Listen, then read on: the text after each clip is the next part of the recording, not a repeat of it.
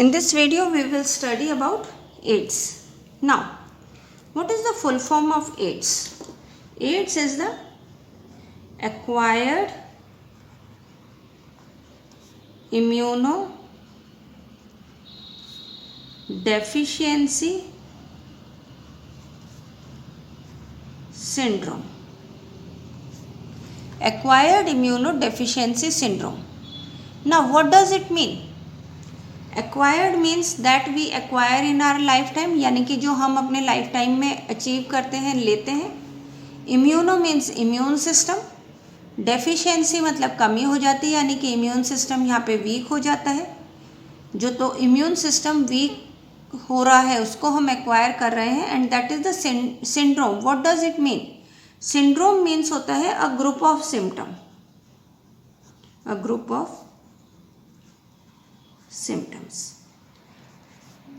जब बहुत तरह के सिम्टम्स अपीयर होते हैं तो वो जो ग्रुप ऑफ सिम्टम्स होते हैं उसके लिए वर्ड यूज होता है सिंड्रोम. एक स्पेसिफिक ग्रुप ऑफ सिम्टम्स के लिए वर्ड यूज होता है सिंड्रोम. तो that's why it is called as AIDS. सबसे फर्स्ट जो एड्स रिपोर्ट हुआ था बेटा वो 1981 में हुआ था, and now it is completely transmitted in each and every country or each and every part of the world. So it is also a pandemic. It is a pandemic. Nowadays corona is becoming a pandemic ना. Corona के लिए word use होता है pandemic. Pandemic मतलब जो पूरे world में जिससे अफेक्टेड हो जाए या वो पूरे वर्ल्ड में ट्रांसमिट हो जाए. तो ये भी एड्स भी क्या है बेटा? एक पेंडेमिक डिजीज है. अब इसका कॉजेटिव एजेंट क्या है बेटा? तो causative agent is the HIV. HIV का फुल फॉर्म होता है ह्यूमन इम्यूनो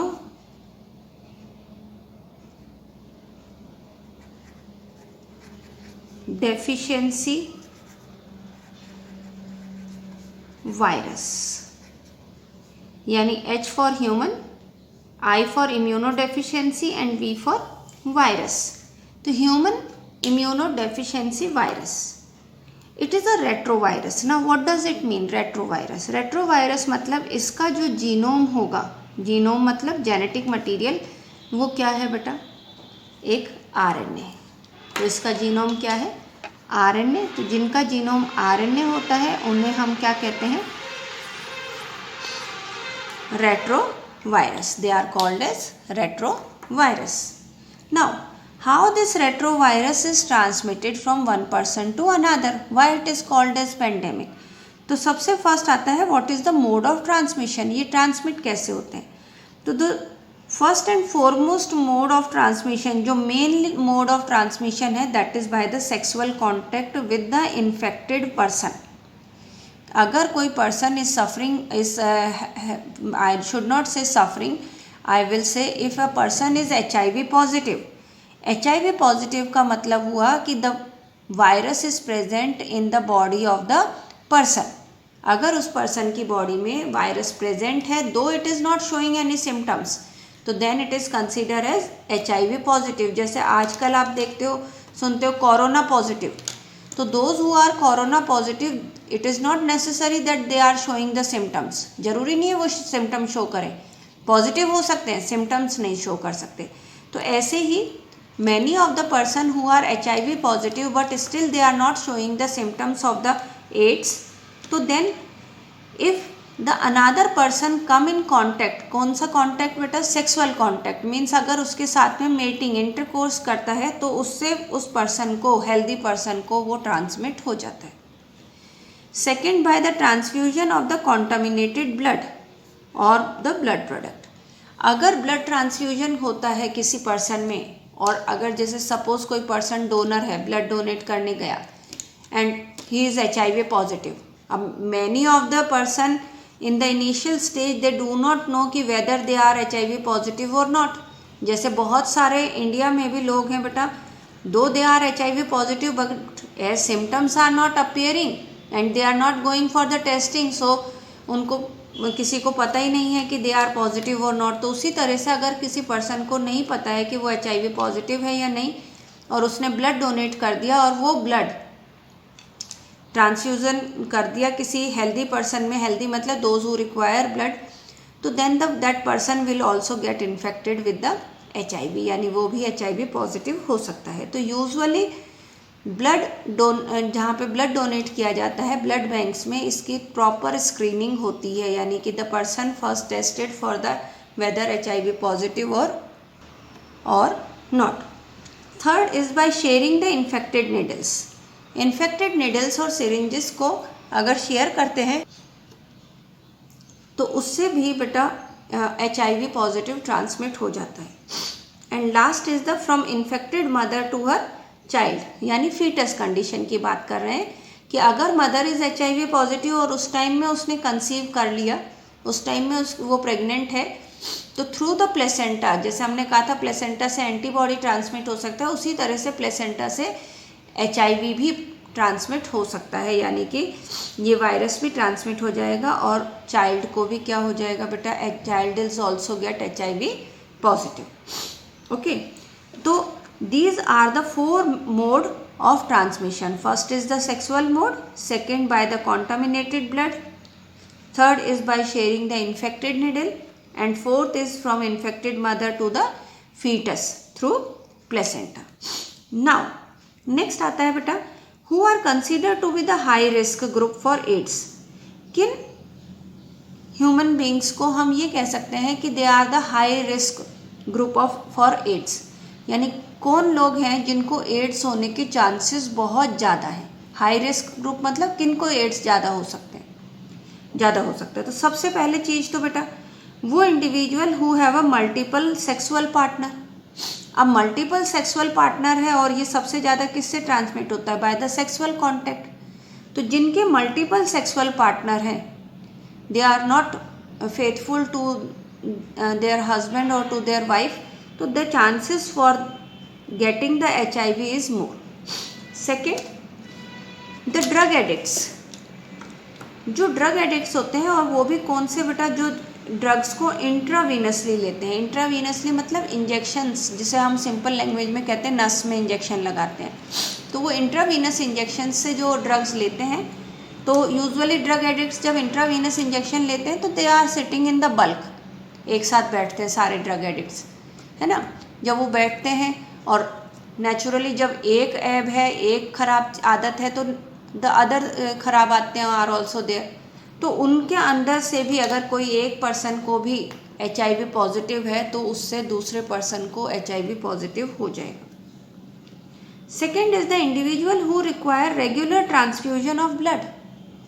वो इंडिविजुअल्स जिनको ब्लड का ट्रांसफ्यूजन रेगुलरली चाहिए। किन को चाहिए बेटा, हमने पढ़ा था the person who are suffering from thalassaemia, जो थैलेसीमिया से सफ़र करते हैं, है ना, उनको रिक्वायरमेंट होती है बेटा ब्लड ट्रांसफ्यूज़न की रेगुलरली।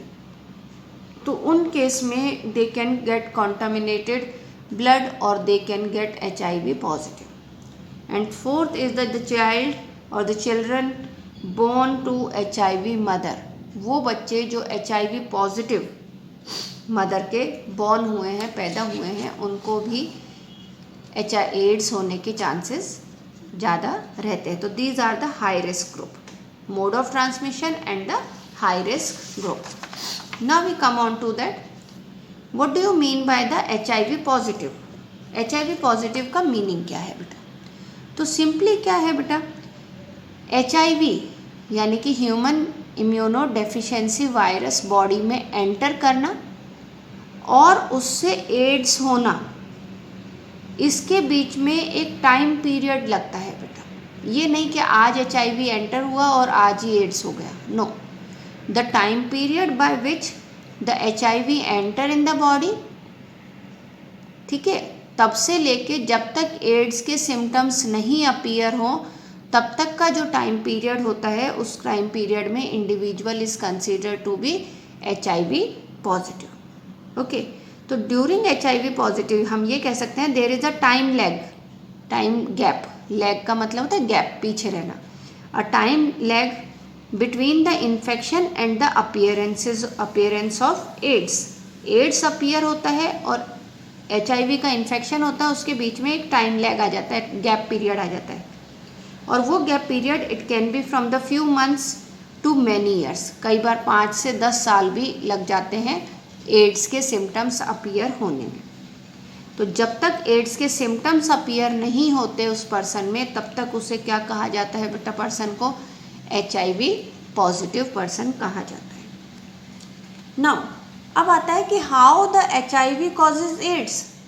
भाई HIV एड्स कैसे कॉज करता है? तो एक्चुअली ये जो बटा वायरस है that is called as retrovirus.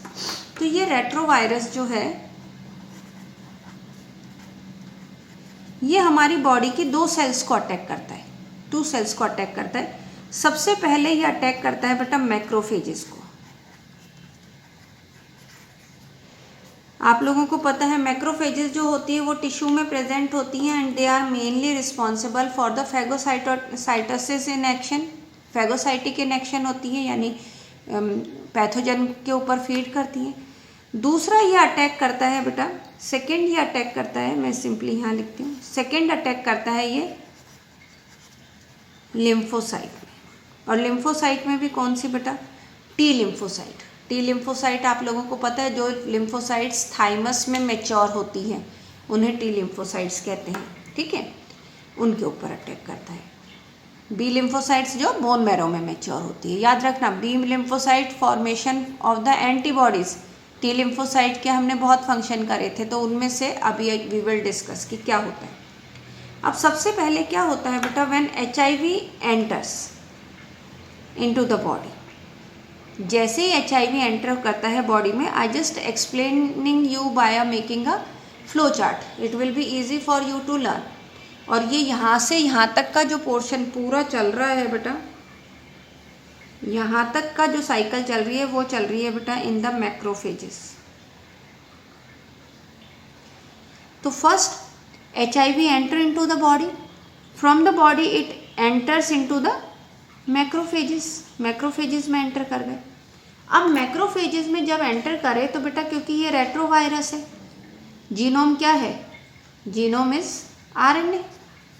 तो पहले बाय रिवर्स ट्रांसक्रिप्शन से RNA रेप्लिकेट करके क्या बनाएगा बेटा, DNA, ठीक है। RNA form DNA by the help of reverse transcription. और इसके लिए जो एंजाइम चाहिए वो कौन सा एंजाइम चाहिए बेटा, रिवर्स ट्रांसक्रिप्टेज। कौन सा एंजाइम चाहिए, रिवर्स ट्रांसक्रिप्टेज। तो रिवर्स ट्रांसक्रिप्टेज की मदद से RNA यानी HIV वायरस का जो RNA है वो किस में रेप्लिकेट हो जाता है बेटा, DNA में।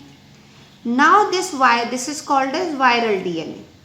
Now this viral DNA get incorporated, incorporated मतलब उसका पार्ट बन जाता है with the host cell DNA। Now you can also imagine what we did in the biotechnology. Biotechnology में भी हमने क्या करवाया था बेटा, फॉरेन DNA को प्लाज्मिड में इनकॉर्पोरेट ही करवाया था बच्चे, इस तरह से, है ना। तो ऐसे ही ये वायरल DNA भी किसके साथ इनकॉर्पोरेट हो जाता है बेटा, होस्ट सेल के DNA के साथ इनकॉर्पोरेट हो जाता है।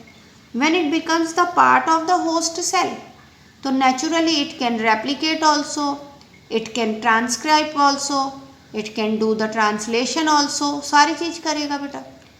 तो अब जब इनकॉर्पोरेट हो गया, तो ये जो इनकॉर्पोरेटेड वायरल DNA होता है, दैट डायरेक्ट वो ऑर्डर देता है the host DNA to produce virus particle, कि चलो भाई पहले आप वायरल DNA RNA बनाओ, फिर वायरल RNA बना के वायरल प्रोटीन बनाओ, अब इसके ऊपर कवर करो और एक आर्मी ऑफ वायरसेस फॉर्म हो जाती है।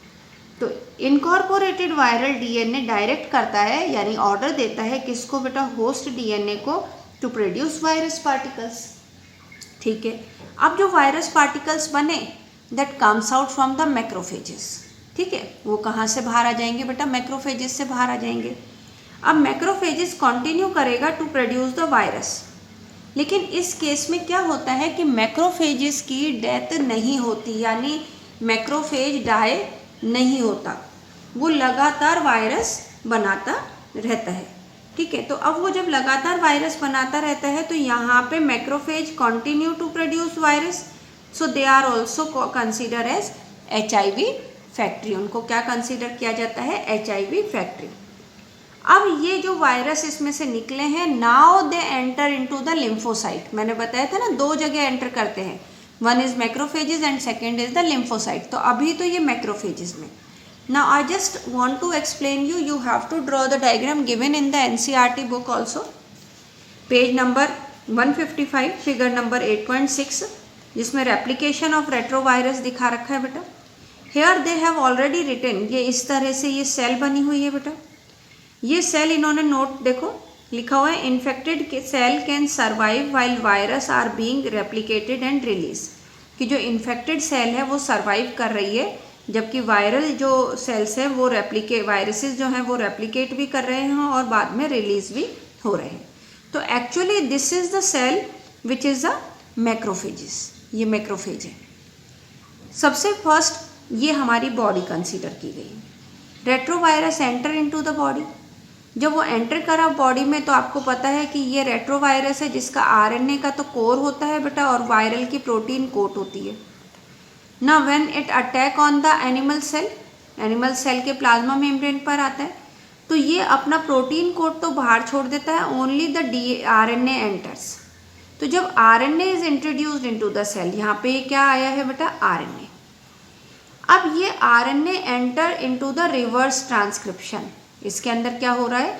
रिवर्स ट्रांसक्रिप्शन हो रहा है, और रिवर्स ट्रांसक्रिप्शन होने से इसने क्या बना दिया बेटा? DNA, and which is also called as viral DNA।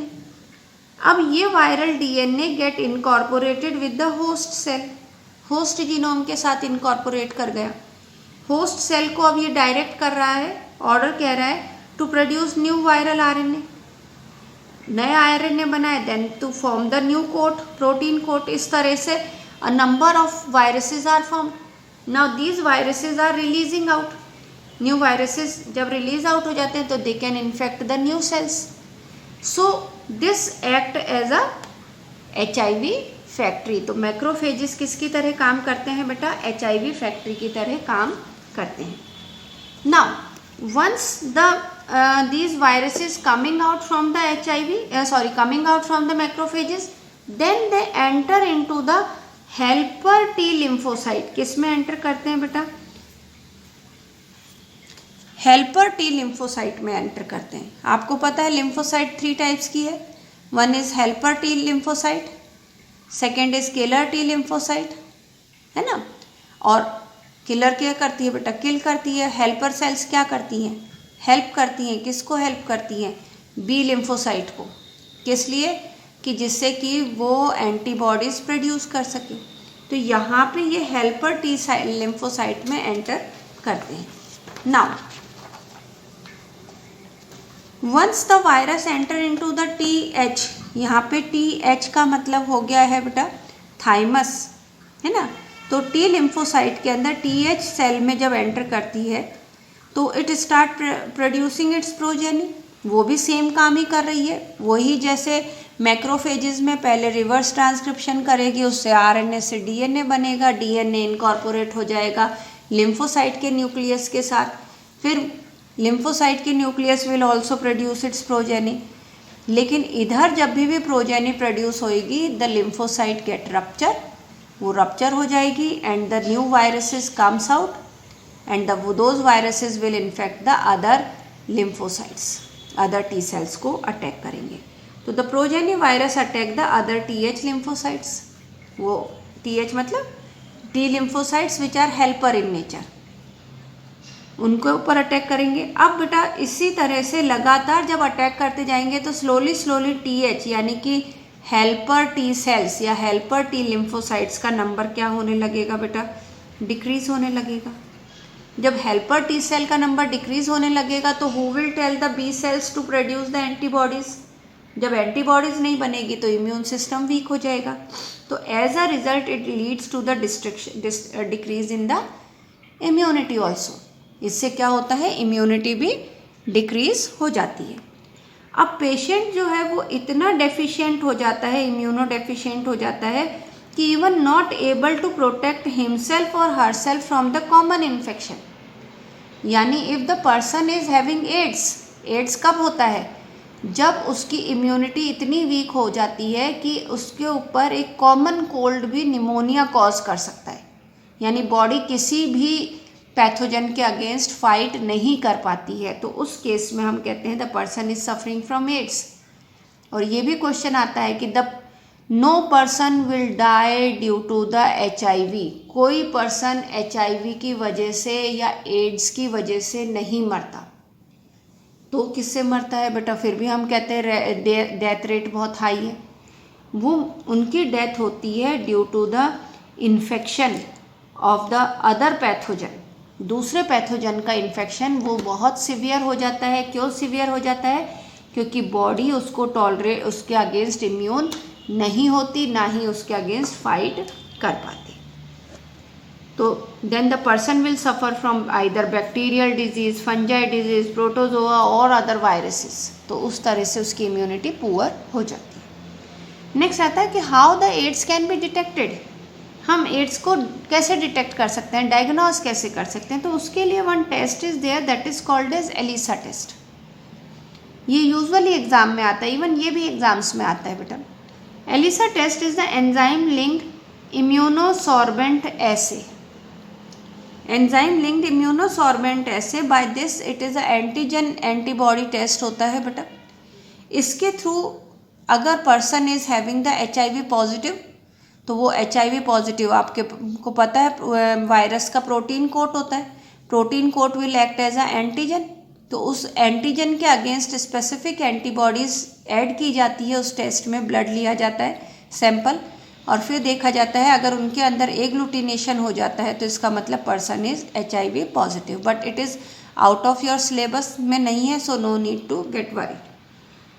तो ये तो हो गया डायग्नोज हो गया। अब डायग्नोज हो गया तो उसका क्या ट्रीटमेंट है, क्या HIV का ट्रीटमेंट है? तो बेटा how we can treat it? तो actually if the person is suffering from AIDS और the HIV positive person is there, तो it can be treated with the antiretroviral drug। Antiretroviral drug मतलब जो retroviruses के against काम करती है, उनसे हम मेडिसिन दे सकते हैं, बट वो केवल पार्शियली इफेक्टिव होती है, कंप्लीटली इफेक्टिव नहीं होती, इट इज़ नॉट क्योरेबल। तो ये केवल क्या कर सकती हैं, these anti retroviral drugs can increase the life span, है ना, prolong the life of the patient. जो एड्स से सफ़र पेशेंट है उसको लाइफ को इंक्रीज कर सकता है, लाइफ को थोड़े समय तक 8 months, 2 years, 1 year उतना प्रोलॉन्ग कर सकता है, आगे चला सकता है। But death is inevitable, inevitable यानी जिसको टाला नहीं जा सकता, यानी कि डेथ तो होके ही रहेगी अगर if the person is suffering from AIDS. Okay, now we come on to the next, that is how the AIDS can be prevented, कि एड्स को प्रिवेंट कैसे किया जाता है बेटा। तो सबसे पहले चीज़ है, क्योंकि इसका कोई क्योर नहीं है बेटा, और जिस चीज़ का क्योर नहीं होता तो उसके लिए सिंपल वर्ड होता है prevention is better than cure. भाई क्योर करो उससे बेटर है प्रिवेंट कर लो। जब क्योर ही नहीं है तो सबसे बेस्ट मोड क्या होएगा बेटा, प्रिवेंशन। तो prevention is the best option, है ना। अब हमारे कंट्री में इसको प्रिवेंट करने के लिए कि person will not suffer, will not infected by the HIV, उसके लिए NACO, NACO इम्पॉर्टेंट है, यूजुअली एग्ज़ाम्स में आता है। फुल फॉर्म है बेटा नेशनल एड्स कंट्रोल ऑर्गेनाइजेशन। तो National AIDS Control Organisation as well as some other NGOs यानी non government organisations also educate the people, they are educating the people about the AIDS. वो लोगों को educate कर रहे हैं कि how ads is transmitted, how we can protected our self from the AIDS. जैसे nowadays बेटा everyone, non-government organization or government organization, everyone is educating the people against the corona, कि you have to maintain the social distancing, you have to wash your hands frequently, while going outside you put the mask, है ना, और while coming back to the home you have to wash your hands also, you have to take bath, you have to wash your clothes also, you have to rinse your vegetables before consuming it. तो these are what? These are the education which are given by the government and the non-government organization. तो ads की भी बेटा educate किया जाता है लोगों को कि how you can protected your self from the HIV infection. Even WHO, World Health Organization, also started a number of programs to prevent the spreading of AIDS. AIDS को स्प्रेड होने से बचाने के लिए वर्ल्ड हेल्थ ऑर्गेनाइजेशन ने भी बहुत सारे प्रोग्राम्स स्टार्ट किए हैं. और वो प्रोग्राम्स कौन से हैं बेटा? सबसे फर्स्ट है by making the blood safe. किधर का ब्लड बेटा?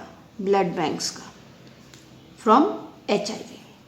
क्योंकि मेजॉरिटी ऑफ द पीपल अगर ब्लड ट्रांसफ्यूज़न से जाता है तो it is quite dangerous one, क्योंकि उस बंदे का बेचारे का कोई फॉल्ट भी नहीं होता एंड गेट HIV पॉजिटिव. तो ब्लड बैंक का ब्लड को क्या बनाना बेटा? सेफ बनाना. तो उसके लिए उसकी प्रॉपर क्या होती है? स्क्रीनिंग. क्या होगी बेटा? स्क्रीनिंग होगी. Second, ensure the use of only disposable needles and syringes. आप जाते हो बेटा हॉस्पिटल्स में, चाहे पब्लिक हॉस्पिटल में चले जाओ, चाहे प्राइवेट गवर्नमेंट हॉस्पिटल्स में चले जाओ, चाहे प्राइवेट हॉस्पिटल्स में चले जाओ, क्लिनिक में चले जाओ, they are using, if they just give if you have to get an injection, so for each and every person they are using the new syringe, new needle. Okay, so that is called as disposable needles and syringes are used so that the person will not get infection.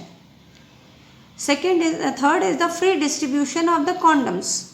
Condoms are distributed free of cost. अब आप लोगों को वापस से कहाँ आना है? Reproductive health पर. हमने पढ़ा था बेटा condom is the only contraceptive device which can protect the human being from STD.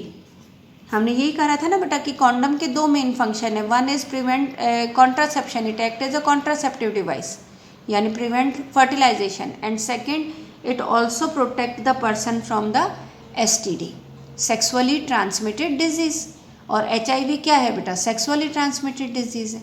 तो उससे इसके लिए कॉन्डम का डिस्ट्रीब्यूशन किया जाता है so that the person get protected from STD. Next is the controlling drug abuse, यानी जो ड्रग एडिक्ट्स हैं उनको कंट्रोल करा जाए कि वो ड्रग्स ना ले, उनका ट्रीटमेंट किया जाए. And advocating the safe sex, यानी monogamy या monogamous means only the person should have sex with the single person, that is wife or husband should be there. And last is the regular checkup in the susceptible population. Susceptible population का meaning होता है वो population जहाँ पर HIV positive होने के chances ज़्यादा हैं. जैसे आजकल कहते हैं ना कॉन्टामिनेटेड जोन, जहाँ पे कोरोना पॉजिटिव ज़्यादा निकल रहे हैं, वो ससेप्टेबल पॉपुलेशन में. तो जहाँ ससेप्टेबल पॉपुलेशन है वहाँ पर एड्स के लिए रेगुलर चेकअप, HIV के लिए रेगुलर चेकअप किया जाता है. तो these are the method by which the AIDS can be prevented. Thank you.